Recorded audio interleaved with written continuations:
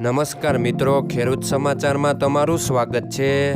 મિત્રો, આજના આ વિડીયોમાં આપણે ગુજરાતના બધા માર્કેટ યાર્ડમાં કપાસના ભાવ શું રહ્યા છે તેના વિશે વાત કરીશું।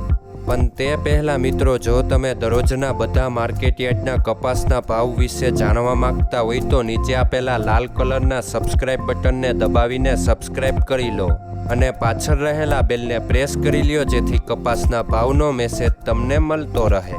તો ચાલો મિત્રો, આજના કપાસના ભાવ શું રહ્યા છે તેના વિશે જાણી લઈએ। મિત્રો, આજે કપાસના ભાવ આ મુજબ રહ્યા હતા।